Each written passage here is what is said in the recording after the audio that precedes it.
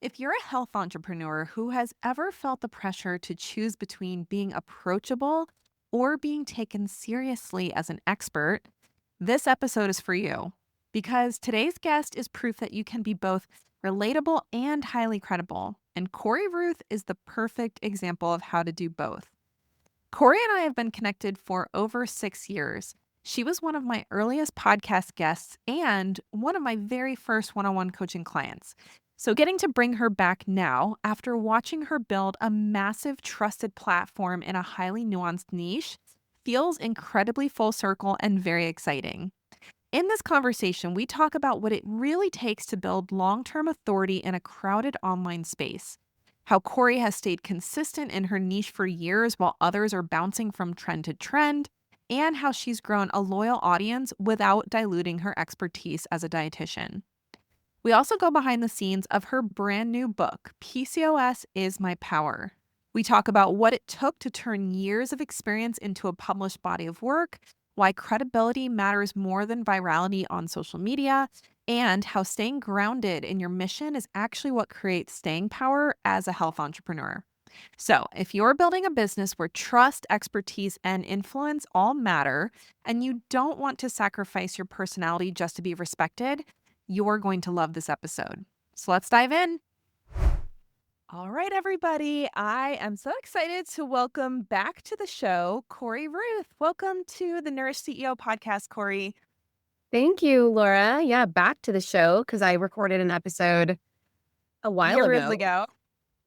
I I What? think I was saying I should have checked honestly before I hit record, but she was one of our first guests on the original Fed and Fearless show, which had like a few hundred episodes before I rebranded. So it's great to have you back and very excited to chat with you about your new book that is coming out, I think, actually the week of this going live. We'll have to double check on that, but I think I scheduled it so it's the same. It might even be the same day because I think it's coming out on a Tuesday. Is that right? December 6th, whatever day of the week. Oh, do you mean January 6th? I mean, January. Yes, now is it? That would be 3 days from now. Yes, January 6th. Yeah. So I do think it's out the day of this recording. And so I'm really excited to have Cory on to talk about this because he and I've been connected through business, through the industry in general for I think 6 years now.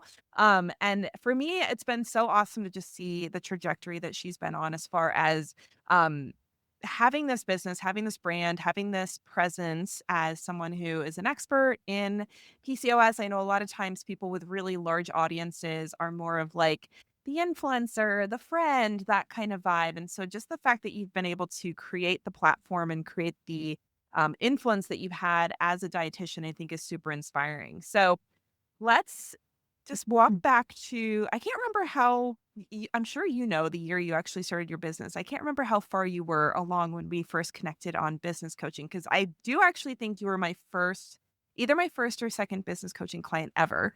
So last really What? goes for me. I did Yeah, not. I do think so. That's Yeah, awesome. well, I try to show up with confidence when I have Yeah, well, conversations. So it shows. It was yeah. showing. That's amazing. So I started in 2018, at the very end of 2018. And I think you were like one of the first steps that I took because I knew that I didn't want to do it by myself. Like I knew that I needed help. Just like, if you're going through something personally, hiring a therapist can help you to put tools in your toolkit and, kind of forge your path forward. So, yeah, it was very soon after I started that I hired you. And I thought that I was absolutely crazy for, you know, um, spending money on help. And I was like, oh my gosh, I can't believe I'm doing this. But it turned out to be the best business decision that I made because you helped me to craft and kind of create my first online group program, which I still run to this day and has been the most successful part of my business as a whole, I would say. Yeah. Yeah, I feel like that's one of those things that people really don't I think they take for granted how long something like that can last because making an Yeah. investment to get help to learn how to do something to start things the right way when you don't have experience or you're like, I think this is a good idea, but let me run this by someone who's done it before. Just being able to start something over 6 years ago, and for it to still be running today. I know you fill it up every time you launch it. It's one of your most popular programs, and it's Mhm. something, as far as I know, I mean, it's the same name. I remember helping you with the naming process, and it is Mhm. something where you don't necessarily think when you're creating it, "Oh, yeah, this is gonna be something that is, like, a good chunk of my business for the next 6 plus years." I mean, you could be doing Right, 10 years in a few years that this program has been running, and so, right. I just think So it's really cool to see that, because I think so many people bounce around between ideas, or they're like, "Oh, I got bored, so I went and did something else." And just the fact that totally. you've been staying with that particular topic and staying with, I mean, even just the focus on PCOS, it Yeah. has not changed, it has not wavered. Mhm. It's been like Right. that for 6 years, and I think, I don't know how you feel about the longevity piece there, but I know for a lot of people, it is hard to stay focused and stay, like, committed to a topic like that for even a few years, let alone 7 at this point. Yeah, I can definitely vouch for that. I think it's hard to stay super passionate about one thing because you change, and then your business changes as a result. So it's difficult, but I will say that having a personal stake in the niche that you are in makes all the difference. If I chose something like, I don't know, something that I haven't really been able to dive into, kidney health as my niche. I don't have any personal connection to that. I don't struggle. I don't have a family member that struggles, but PCOS is something that I have. So I'm going to always be interested in some capacity in how to manage it better. So, yeah, I think there's a lot of power in that as far as longevity goes. So Yeah. tell us how your experience with PCOS got you into, I mean, I would assume it was part of what got you into dietetics in the first place, and then how you actually narrowed your focus as a business owner into that particular topic. Yeah. So actually, it was kind of the other way around. I didn't really understand that I had PCOS until afterwards. Oh, wow, So okay. yeah, I love to cook. Obviously, if you follow my social media, you'll see that I like to cook. So I was thinking about going to culinary school, but I also knew that I wanted to pursue a higher degree. I wanted to get a master's. So I found dietetics and I was like, ooh, this is the perfect kind of combination. I get to work with food in some degree. But I also get to pursue higher education and get my master's degree and, figure out what's next. So yeah, that's how that happened, and then it was after graduate school that I was starting to understand, like, I knew something was off in my body, but I had no idea what it was. I had never even heard of PCOS. So I started to put the puzzle pieces together, and I finally got my official diagnosis, even though I'd kind of known that I had had it for a while, and when I opened up my private practice, I was like, "I do not the one thing I don't wanna work in is PCOS, like, way too complicated." It's Oh my so gosh. so many moving parts. There's so many variations of it. Where do I even start? And then as I went along, I was like, wait a minute. And I learned, the huge connection between our diet and our hormones, especially with PCOS. And because of that insulin resistance piece, I thought, here I am, a dietitian. I know everything there is to know about blood sugar regulation, right? We learn that in school, about diet, nutrition, obviously. And I have PCOS. I kind of am like the perfect person to step into this space and work in it. And then I just have never looked back. It's so funny. I feel like I should have known that, but I assumed it was literally the opposite, where it was like you Very had PCOS and you wanted to get healthy. And so, oh, like, let me dive into how this works. And then, oh, now I'm passionate about health and nutrition. Like, I feel like that's the story you tend to hear so much. And honestly, I would argue it's probably like how I got into dietetics as well, was my own, like, Yes. hormone and, nutritional challenges. But all Yes. of that to say, it's kind of funny that, like, I mean, I don't know how much did they even talk about PCOS when you were in school? A little, barely. A little I bit? got more exposure after when I worked in um, a women's health clinic, but yeah. Mhm. Mhm. Because I feel like PCOS is one of those conditions where it really is so influenced by nutrition, by lifestyle.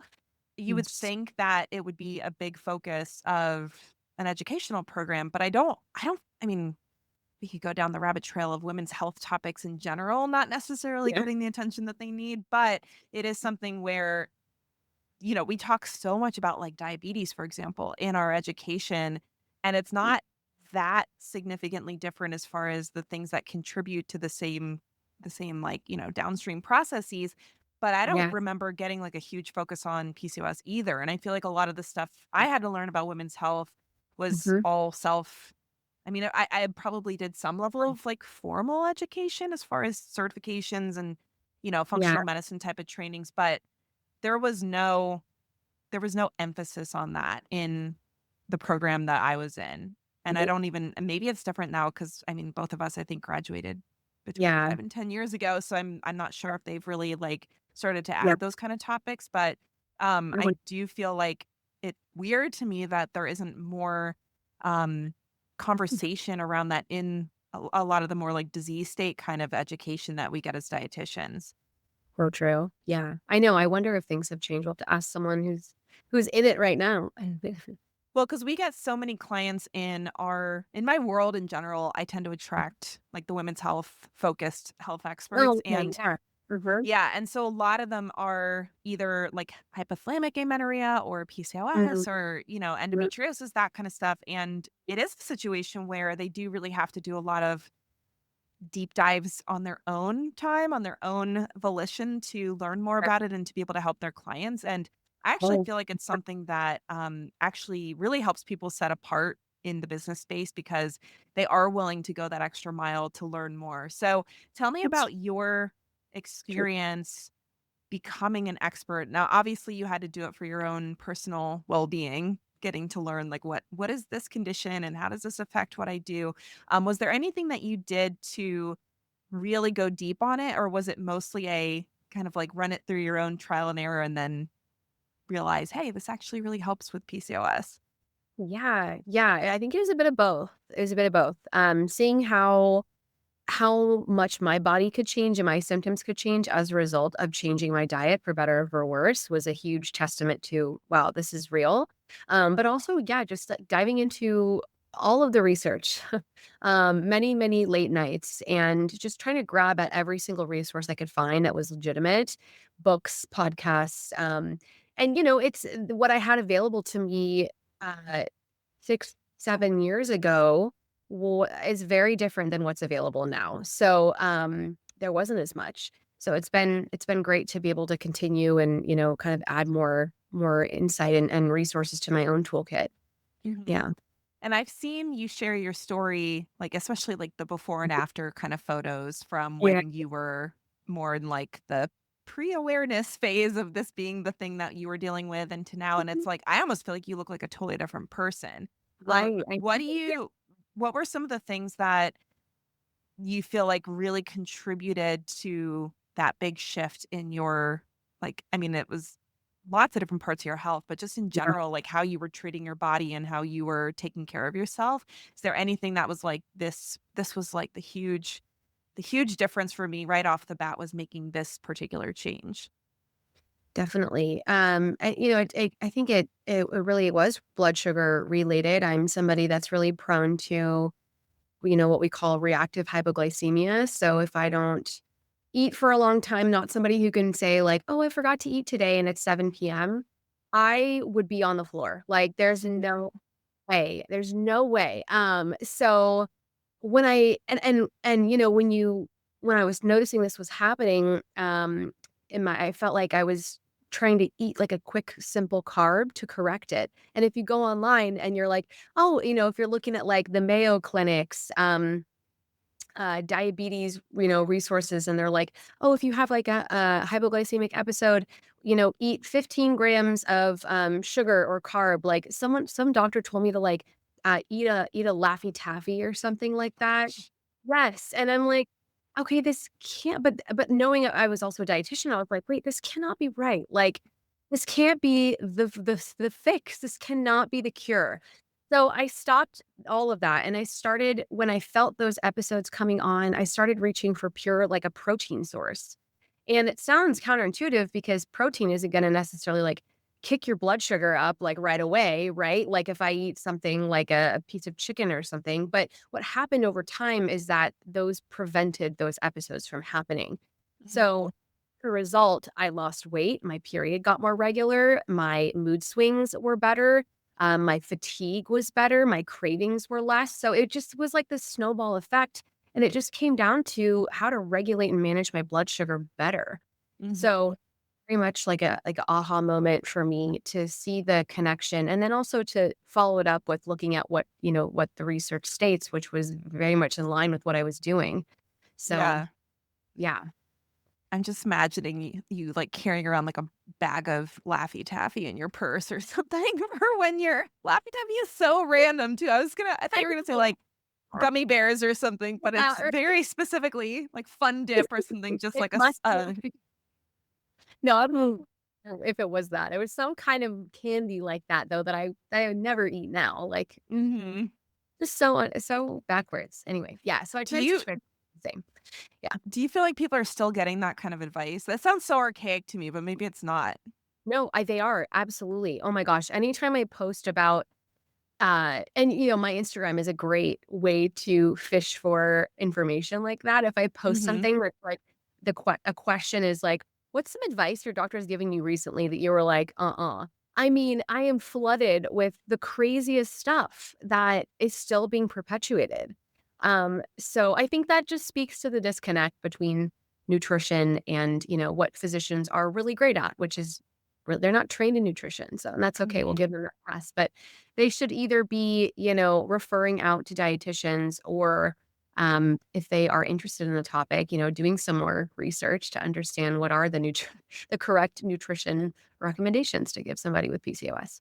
Yeah, well, and I wonder if that kinda goes back to the fact that if they're not teaching it in traditional dietetic schools as, Mhm. like, a directly, like, nutrition and lifestyle related condition, and then the doctors are not necessarily thinking that this is something that you should refer out to a dietitian or another nutrition professional, it's almost that vicious cycle of, like, people have to decide they wanna learn more like you did and go and do the extra work to learn more, and then the Yes. doctors don't even realize that someone like you or someone, who has done that extra work is actually an expert in this particular condition, and I just feel Like, like somehow there's still a lack of communication. I don't know how that's possible, and now we're gonna be in 2026 when this comes out. I'm just like, "The internet exists, people, like, we should be yeah. able to have moved on past that," but I guess Well, doctors are just so busy that they're not keeping up with that kind of thing, and, yeah. they're just giving very old school advice apparently. So that seems Yeah. like a really easy low-hanging fruit for people to not eat candy when they're feeling, like they're having a hyper or hypoglycemic reaction, but Huh? that's what the Yeah. doctors are saying. It's no Yeah, wonder it's that what people they're are doing. Like it's all over the big health websites. It's really crazy. Yeah. yeah. Mhm. I mean, listen, if somebody is, like, about to pass out Well, and I'm gonna actually, say, wait, like hold on up. Wait a minute. Yes. yes, Okay. yeah, if you have diabetes, especially type Yeah. 1, and you're about to pass out, we're not talking about that Yeah. situation. No, we're talking about hangry. So, Feeling so what I was gonna say is with your trajectory, you're one of the people I would say of all the people I've worked with, I think you might have the biggest Instagram audience of anyone I've ever worked with. Did you mm, ever see yourself having that kind of audience and influence and everything, or was it just kind of like no, just I don't no. wanna say an accident, but you just were putting out good content. It's like, "Wow, people are following for this." Yeah, no, totally. It is awesome. And yeah, I think I've just stayed really consistent. On social media, unfortunately, you can't just be like, I'm tired of this stuff. I'm just gonna take it off. Like that sounds great, but that really hurts your page and your growth and everything. So I've just been consistent with it. I knew that ahead of time and I knew what I was getting into, but no, I didn't think it would grow and take off. And I as much as it has, and I really think that speaks to the need for, women's health improvements within our healthcare system. There's such a Mhm, gap. And I always wanted to kind of help fill that gap. And now I feel like, looking at it now versus when I first started, there is so much more available to us, but there's also more misinformation. So, it's kind of yeah, there's definitely both going on. mhm. Someone followed me the other day or commented on my post, and I looked at the handle and I was like, "Oh, interesting, it has PCOS." I'll typically go to those profiles to see if it's, a colleague or someone that I wanna follow. I love following other people in the PCOS world, and This person was very new. The page was like brand new, pretty much. But they had no credentials, no degrees, absolutely nothing. Their title was PCOS certified PCOS self love coach, and I'm like, "Hmm, interesting." All these offshoot, are popping up, and it's like, okay, like, cool, if you want to be helpful, like, that's great, but also, like, we're putting out health content. So it's a little scary, to Mhm. see all that coming up now, within within this niche area. Yeah, but I'm just gonna continue to do what I'm doing. And Yeah. yeah. Well, and it's hard because it's like I'm of the mindset that dietitians are part of the picture, right? I think sometimes you can get into this situation where some dietitians are like nobody else should be talking about anything related to nutrition and, Oh, diet and yeah. that kind of thing. And so we can Mhm. definitely swing in a very aggressive direction. But Yes. on the other side of things, it is very common for people to just decide, well, I read a book or, I Yeah. watched a few YouTube videos and now I'm going to like call myself a PCOS coach. Um, Yeah. is there anything that you've seen recently, mostly on social media? Because I feel like you're so in it and you're so just like, I don't know, there's just so few people that I see being so consistent and producing actually really high quality stuff. It's really easy to Mhm. just like slap a hook over some B-roll and put it out there, but you do like full on Right. filming, which is Yes. unusual. I don't see a lot of people doing that. Is there anything Yeah. that you've been seeing in the online space, specifically with social media around PCOS, where you're just like, things have gone off the rails? Anything crazy like behind the Yeah. scenes in the PCOS world? Yeah. I mean, I think some of the same myths are still being perpetuated when it comes to like off limit foods. Like, we can't eat gluten, we can't eat dairy, like, we should stay away from these foods. Um, there's some stuff about exercise. There's a lot of misinformation about like how to properly regulate blood sugar, like certain fruits. The other one I saw the other day was carrots. Limit your carrots. Pay, li- Nobody got type 2 diabetes from eating carrots. Like, Mhm. let's real, eat the carrot. There's a lot of stuff like that that I still see perpetuated, and it's mostly coming from people who don't have any kind of degree or license.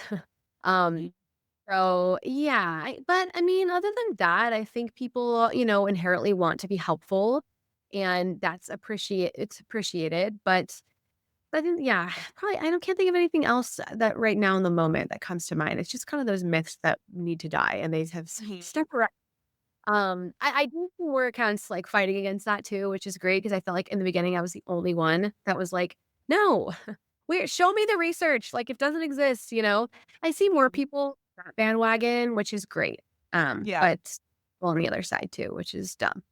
Yeah. I feel like I hear so much of the crazy stuff in the perimenopause space where it's Oh, like, that's a "Don't big one. do this Yeah. arm exercise if you're in menopause," and it just is like, it's so Yeah. clickbaity or like rage baity, and so I'm Yes. glad it seems like maybe the PCOS world hasn't been infiltrated by that quite yet, but we know you'll be there to combat it if it does. Um, Yes. so to Yes. switch gears a little bit, so Yeah. you wrote a book I wrote a book. coming out in January, and there it is if you guys are watching the video. Um, from everyone that I've ever spoken to that's written a book, it was a huge it's like I've been told it's like having another baby. And I know you have 3 babies, so maybe you're Oh, like either no, it's not like having a baby, or you're like, yes, it's like having a baby, but tell me yeah. about your experience writing this book.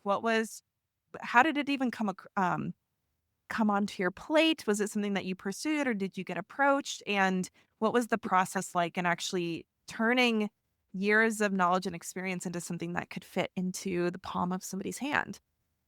Yeah, good question. So I started this process, I wanna say it was 2022. Oh, wow. So it's been not long, and if you are self-publishing, this doesn't apply, but if you're going through, like, a big publishing house, like I am, it takes a long time.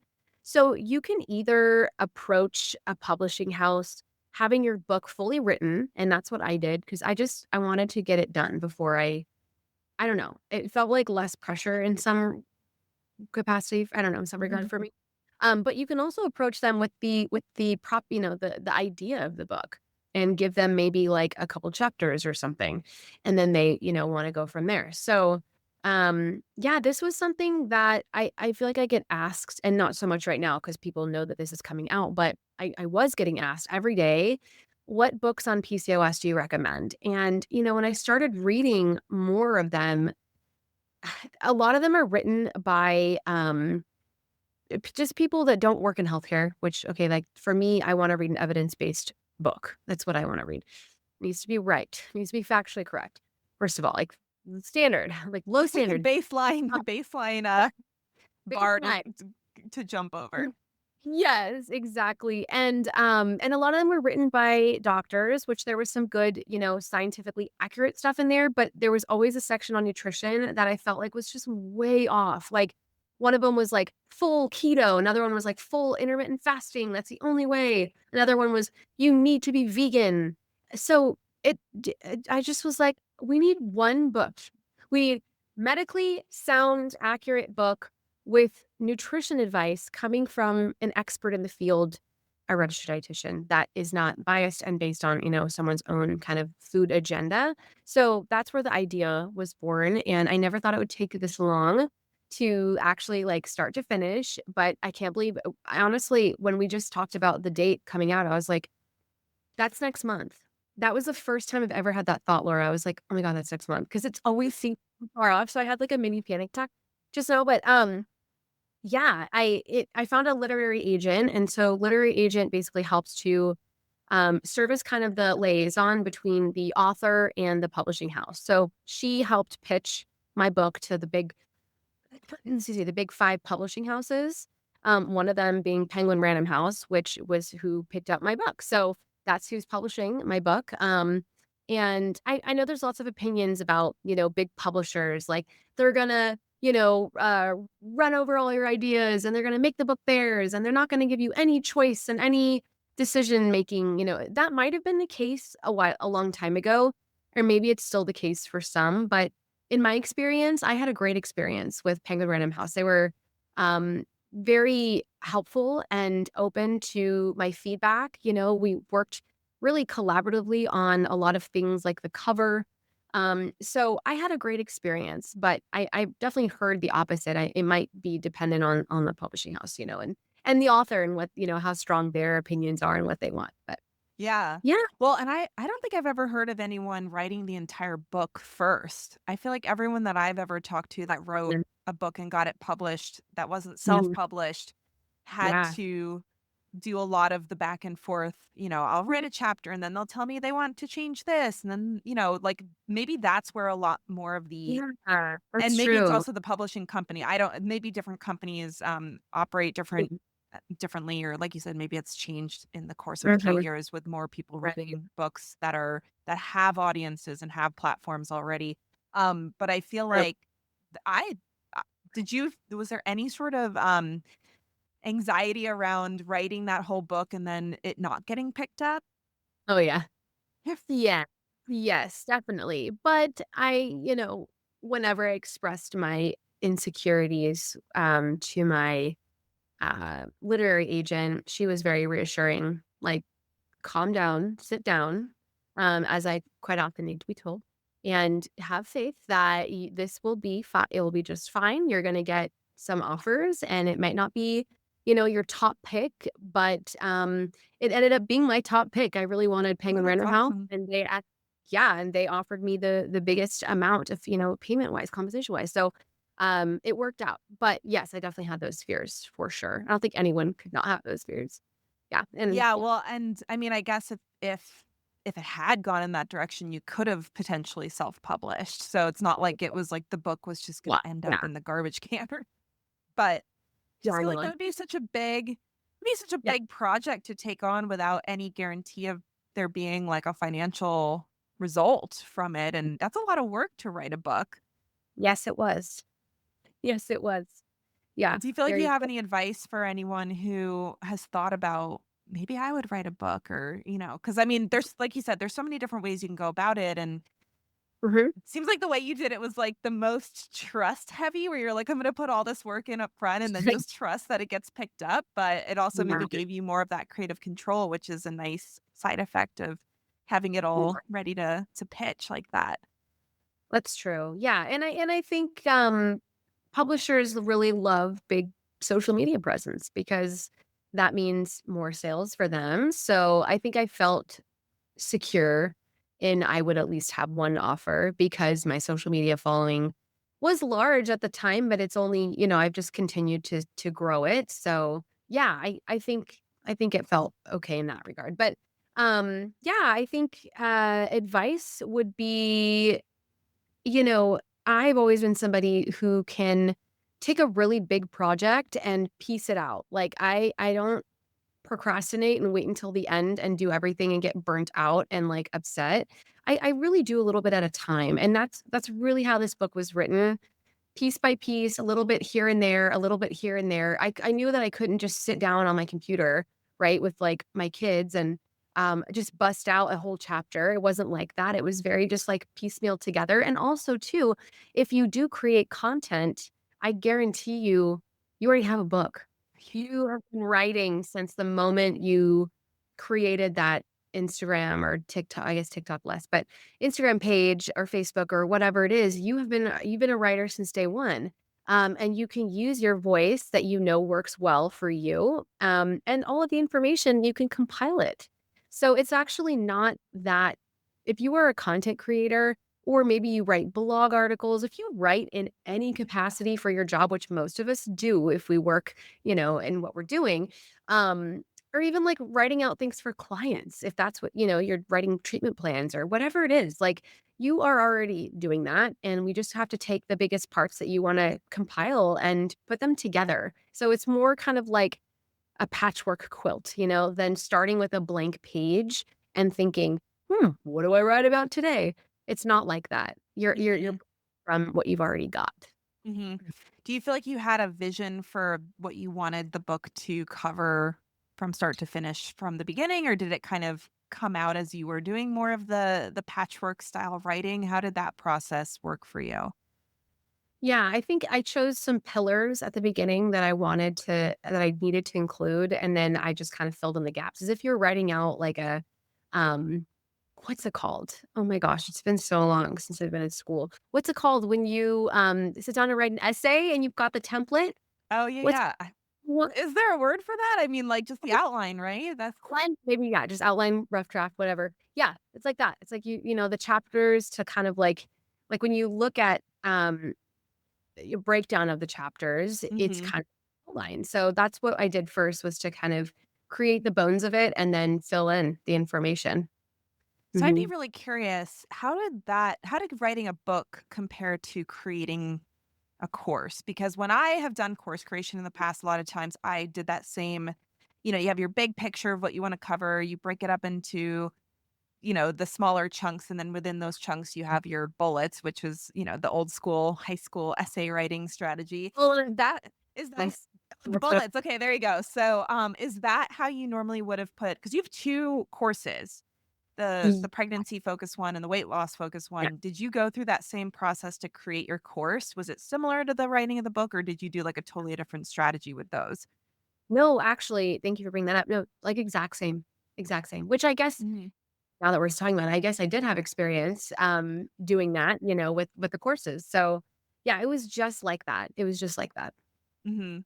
I just find it interesting because I think, with book writing, depending on the goal of the book, it Mm-hmm. seems like there has to be this like narrative that you walk people through. It has to be super engaging. Do you feel like you had to stick to that, or was your focus really more about I want to make this educational? And I mean, you're kind of like a naturally entertaining person, so maybe it just kind of got into the entertaining Yeah. side of things in general, but did you have to think through storytelling and, that kind of stuff, or was it more just I'm going to write what I know and it just kind of came out the way that your personality tends to come out? Yeah, I went with case studies. So the beginning of each chapter is a made up person, right? But it really looks just like somebody that I have worked with.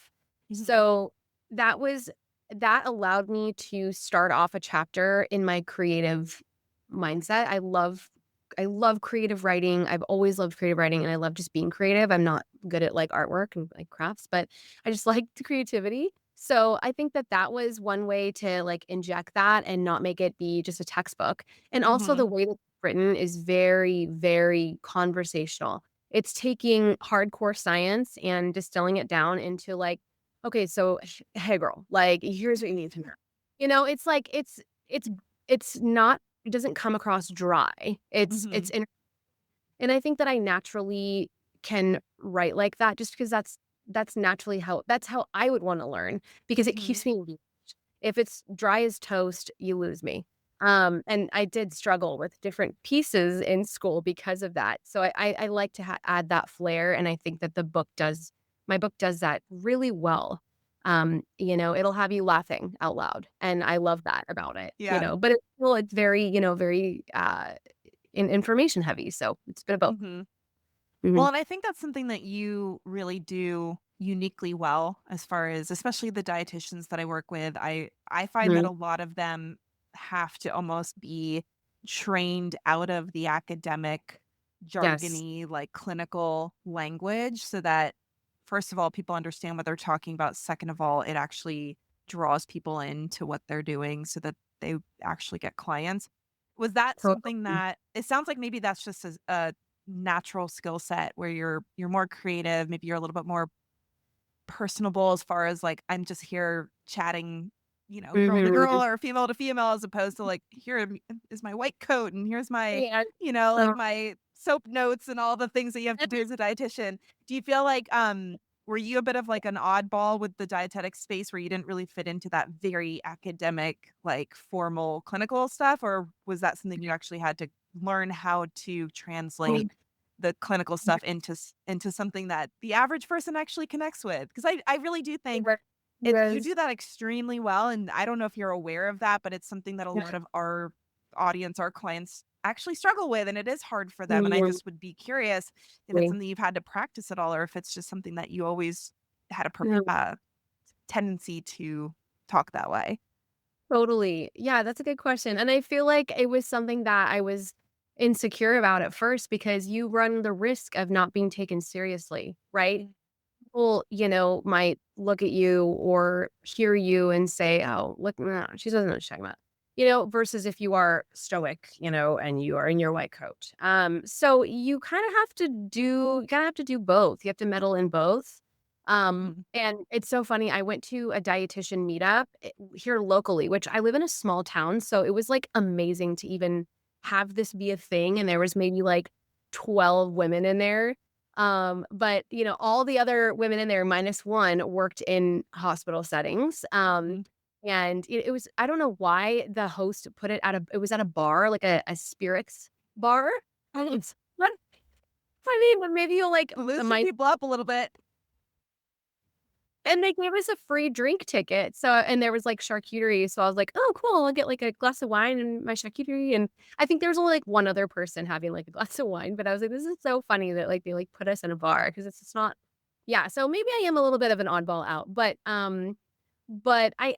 I do feel like being able to live in kind of both worlds is important on social media, especially because you are reaching people that, have no interest or no knowledge in medical, healthcare or anything like that. So you want to capture them, but you also don't you want to maintain some sense of professionalism so that you're able Mhm. to be authority, right? To speak as the expert. So yeah, you really kind of have to do both. And whether or not you have to practice one or the other, sometimes I feel like I have to get in the mode more of like being personable and funny because I'm just having a day, and I have to really like try to be that way and sometimes I'm just, like, in my little, like, element, and then I'm like, "Oh, no, I gotta bring it down a little bit." So, I'm constantly kind of, calibrating and trying to figure out, like, how to adjust myself, but I think everybody needs to do that, whether you lean one side or the other. Mhm. Mhm. For the people who maybe lean more towards the academic white coat, talking about hemoglobin A1C in their content, do you have any tips for them about how to I don't know, I don't wanna say loosen up, but maybe that's the Yeah. terminology. It's just kind of like be more personable, be more, guess like being able to connect with people better online? Because I do think there is an art to what you're saying where you're finding that balance between being a professional and being an expert, actually like knowing what you're Right. talking about, but then also being able to communicate in a way that's not only easy to understand, but actually like fun to engage with. And I think people underestimate how important that is when they're trying to grow a business on social media because Mm, I think the primary purpose of social media for most people is entertainment. Most of us yes. log in because we just want to like be entertained. We're not there to like, "Oh, let me Yes. go learn. I'm gonna go scroll Instagram to like learn all Oh, this stuff." So, yes. so as somebody who does it really well, do you have any suggestions on ways that they can start to like show their personality more or loosen up a little bit, let their hair down, like not have to be so like I'm trying Yeah. to think like the tights and the clogs we had to wear in the hospital where it's like the hair nets and stuff, the kinda like Oh my god, I dietitian know. experience that we got trained by. Yes. Yeah. That's a good question. I'm trying to think. Um, yeah, I think tap into any and I think we all have people that we feel like we can be sillier with, right? We're comfortable. Um, Tap into that energy. Try to imagine that you are with that person and you're letting your walls down, you're letting your guard down, and know that it's okay to not be perfect. Um, your being authentic is what people are seeking out the most because there's millions of people on social media. So no one is you. So, try to tap into whatever kind of however you can feel like you are comfortable, you're able to speak clearly about something, but you're not all stiff. You can do some physical, movement beforehand, just like kind of loosen up. You can watch comedy, do some things that you kind of get you more relaxed and kind of allow you to be in your own flow. It's hard to say. I mean, I feel like it comes more naturally to me just because I'm a very silly person. Like Mhm. I'm making jokes all the time. So I feel like maybe I'm not the best person to instruct on it because it's like, well, I just kind of do. I just do Yeah. that. But if it doesn't come so naturally to you, I know there's, tools out there to help somebody feel more aligned with that because I agree. You do need a little bit of that.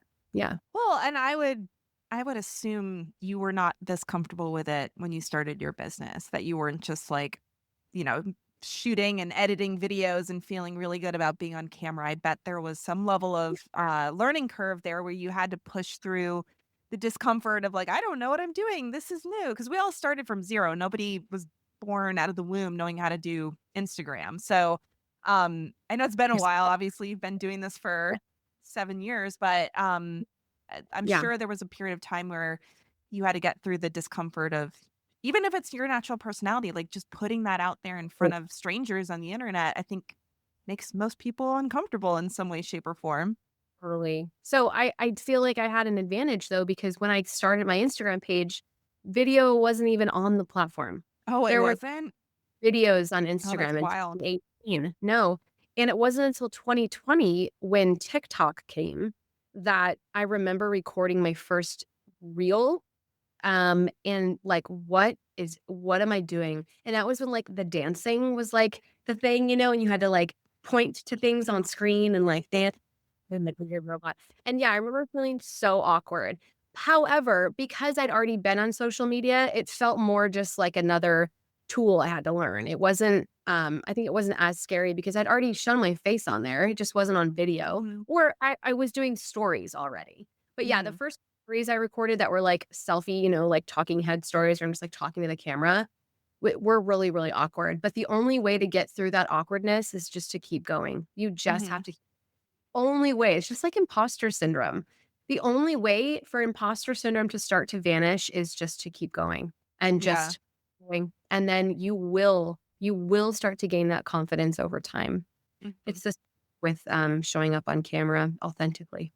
Yeah. Yeah. Well, because I mean, I know there's celebrities that have bigger audiences, but I look at your audience, I'm like, holy cow, I don't know how I would feel with all of those eyeballs on me showing up on video. But I mean, I guess you just get used to it and it's not like it happened overnight. It's been over years Right. that you've grown that audience. But do you ever Totally. feel like exposed or any sort of like, oh, there's a lot of people seeing me right now. Like, does that ever Right. affect how you are showing up? Or are you kind of just like, this is what I'm used to and this is my job? Like, how do you feel when you have, Yeah. days where you're like, I gotta show up in front of almost a million people today? I think it's a lot of it stems from, like, the criticism you can get, you know? I mean, I know that that's what can derail a lot of people from being on social Hmm. media, right? Make a slightly controversial post and then get attacked, and then they're like, "Well, this sucks, screw this," and I totally understand that. Um, Yeah.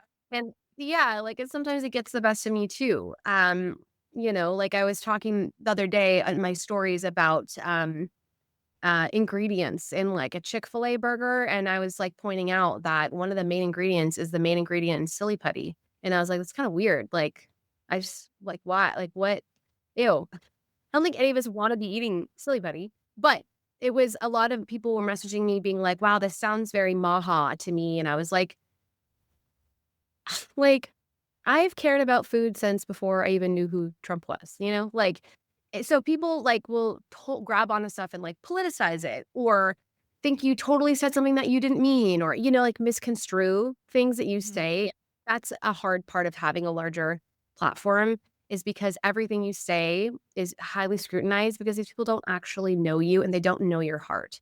Hmm. So, that's a tough one, and sometimes it does get into me. It does, like, mess with my head.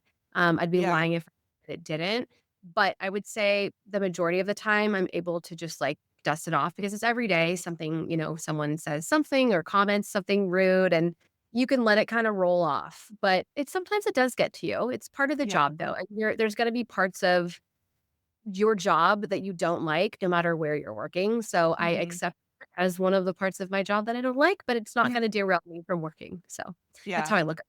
Yeah. Yeah.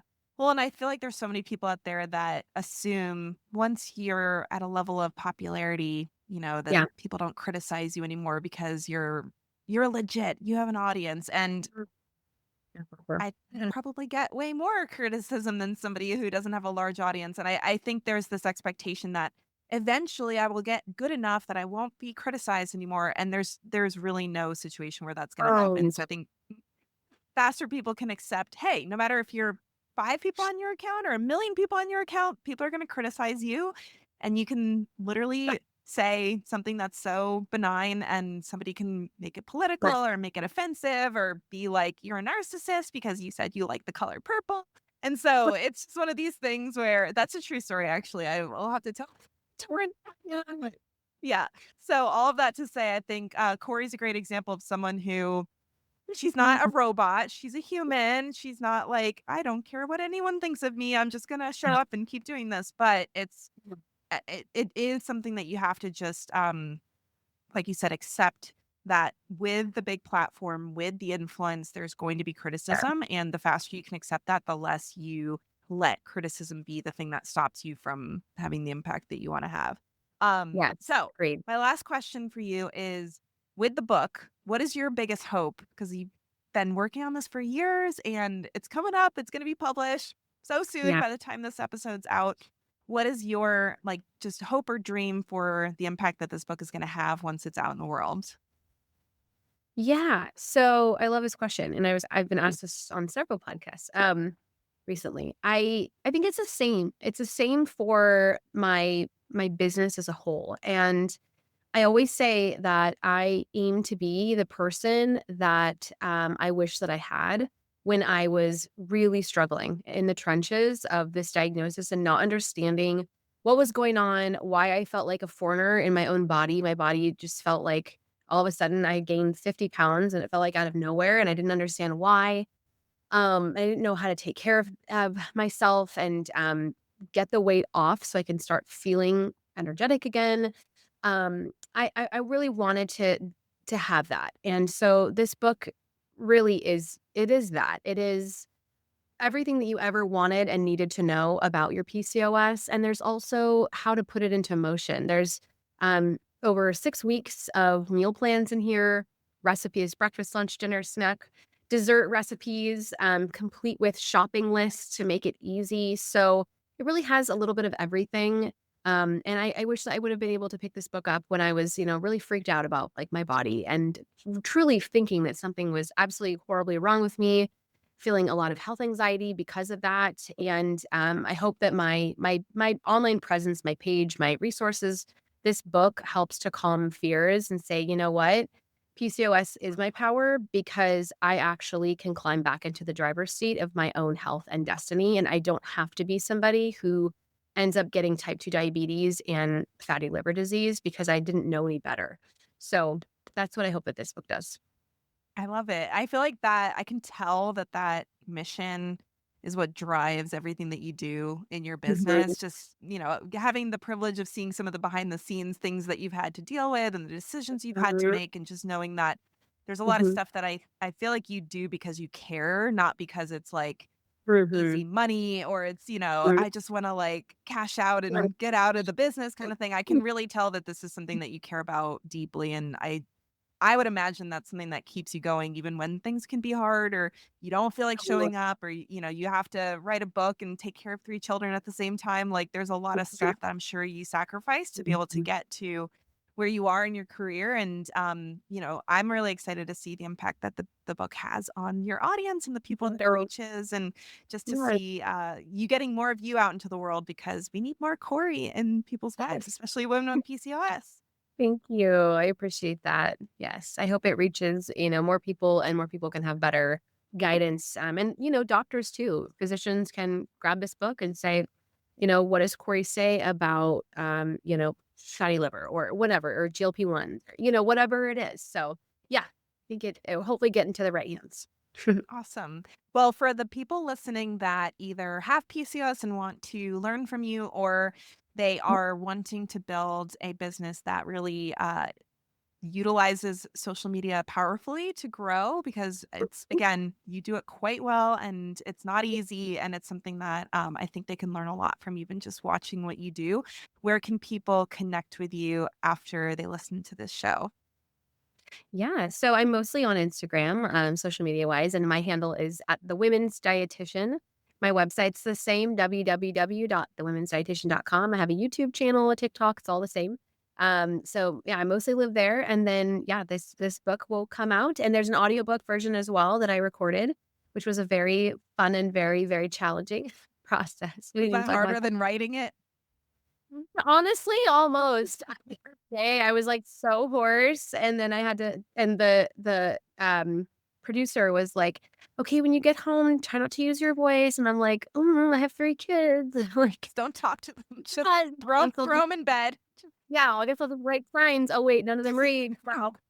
It was, like, very challenging, but, yeah, so the audiobook version will be available. I'm a big audiobook person, so that's there, and yeah, I hope that did that answer the question? Yeah, definitely. Well, we'll link to all that in the show notes. If you guys are listening, just check out below the episode and we'll make sure that you can connect with Corey really easily and check out her book and listen to her audiobook because I can't remember the last time I read a written book. It's like audiobooks for life at this point. So I'm glad that you did that. Well, Corey, thank you so much for hanging out. And it was really fun to chat with you and just to hear all the behind the scenes of what you've done to create this book, to create your platform, to grow your business. It's super inspiring. And I hope that the people listening will be like, I'm gonna go off and pitch my book to somebody because I've been creating content for 10 years and maybe this is something I can Yes, actually do. absolutely, I 100% recommend it. Yes, yeah, absolutely. Amazing. All right. Well, thanks for hanging out with us, guys. We'll see you here next week on the Nurse CEO podcast. Bye, everybody. If you're listening to this and realizing that you're ready for more in your business, more income, more alignment, more confidence in the value of your work, then I want to invite you into a deeper level of support. Inside my mentorship, the Nourished Business Accelerator, I help coaches and experts like you create a premium offer that reflects the actual transformation they deliver and build a clean, sustainable system for enrolling dream clients consistently, all without cold DMs, manipulative tactics, or high pressure sales calls that make your stomach turn. Everything we do is grounded, ethical, and designed to help you grow with integrity and ease.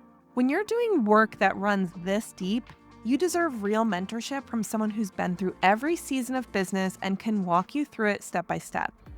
And the truth is, growth feels so much more aligned and so much more powerful when you're surrounded by an intimate group of ambitious, ethical entrepreneurs who are committed to building their businesses the right way, not the hustly, performative way that the online world so often pushes. Most people don't realize how heavy their business feels until they finally experience what it's like to be supported at this high of a level. The NBA is the space where you will stop second-guessing yourself, stop piecing things together alone, and step fully into the leadership and strategy that make your business feel profitable, spacious, and deeply aligned with who you are. So, if you're ready to grow your business in a way that honors your expertise, supports your offline life, and helps you impact more clients without burning yourself out in the process, the NBA is your next step. To learn more or apply now, send me a DM on Instagram with the word NBA to @LauraSchoenfeldRD, or you can check the show notes for the link. I would love to support you as you grow into your next level as an online entrepreneur.